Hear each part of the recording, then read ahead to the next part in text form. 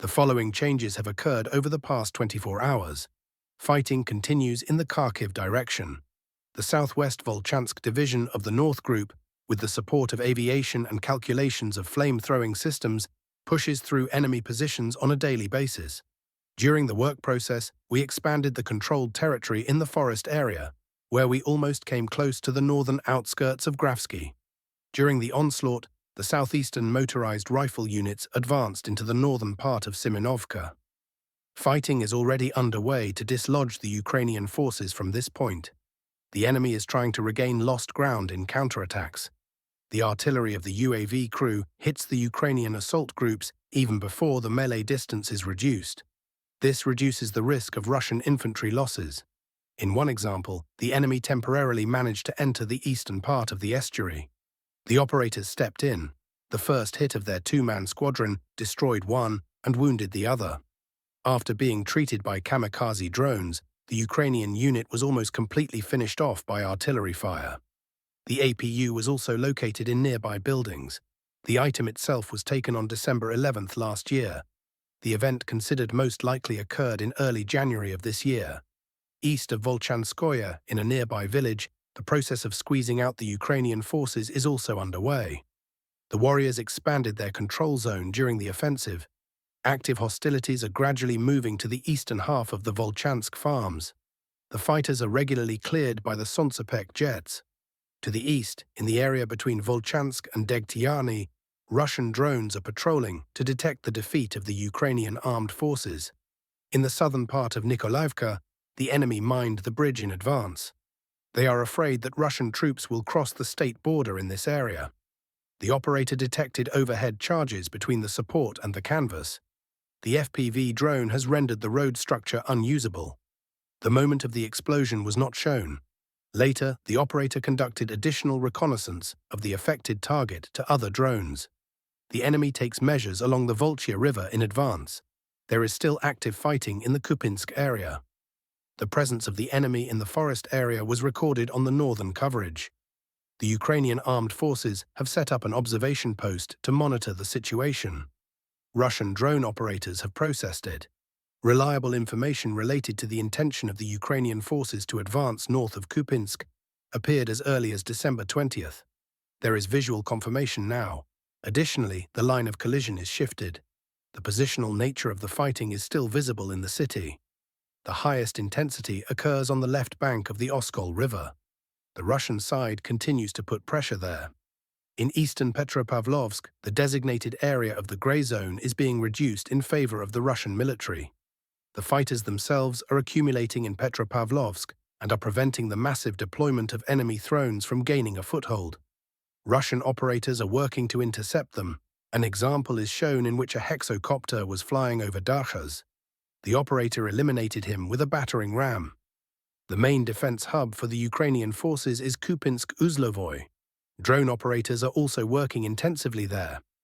In this example, in the southern part of an urban-type settlement, one of the Ukrainian armed forces unsuccessfully tried to neutralize a Russian drone with small arms. In the end, the kamikaze drone destroyed the enemy's pickup truck. In addition to the detection of manpower and equipment in the SU, work is being recorded on one of the two main logistics crossings. In this event, a lightning operator struck a pontoon ferry. There was no objective control, but according to the description, it was destroyed.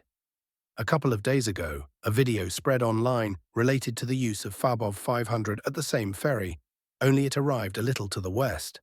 There is an active impact on logistics using drones and bombs to maintain the isolation of the combat area. In the area of Peshanovo, enemy processing south of this point began to be recorded. In this action, the Ukrainian 4 were heading back along the forest belt. 2 were wounded by cameramen with bombs.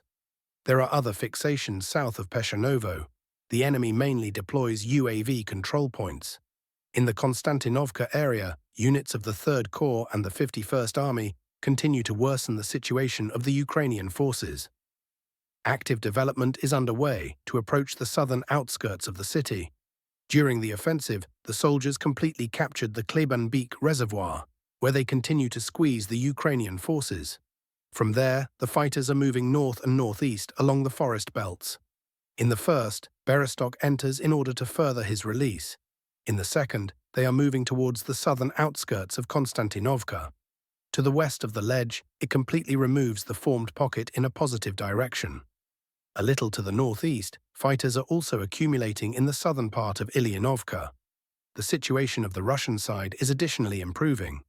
The Ukrainian armed forces are mainly trying to slow down the advance with the help of drones.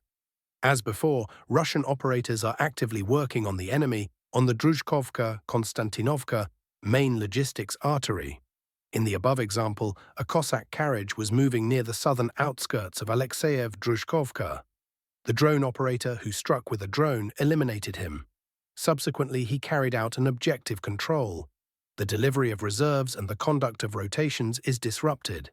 This is what helps the infantry. The offensive pace of military operations remains in the area of responsibility of the Vostok Group. In the Priluki area, motorized rifle units of the 394th Regiment, after the capture of Zhovtevoye, further complicated the situation of the remnants of the SU in a neighboring village. In the course of the following attacks, they advanced forward, where they took control of the Priluki territory to the west, which is located on a hill. In the battles for this point, up to 2 platoons of enemy personnel were destroyed. The bridgehead for a further offensive in the western direction continues to expand. Taking into account the recent display of the source of the line of contact from the railway, a small clarification is being made. To the south, the enemy is still sending its units to attack in order to show the appearance of fighting for Gulyai fields. Some of the manpower, realizing the futility of such assaults, prefers to voluntarily surrender. In the video that appeared, the whole squad stopped resisting. It followed the Russian copter. He chose the only right decision, thus saving his life. There is also activity in the Novopavlovsky sector of the front. The Russian side showed the stripping of the tanks with the help of engineering ammunition. In this event, an infantryman threw explosives from northeast Ivanovka. An underground structure was blown up at a safe distance. Taking into account the above, the control area is expanding. To the east, on the approaches to the southeastern outskirts of Novopavlovka, the line is leveled in favor of the Russian side. The fighting continues.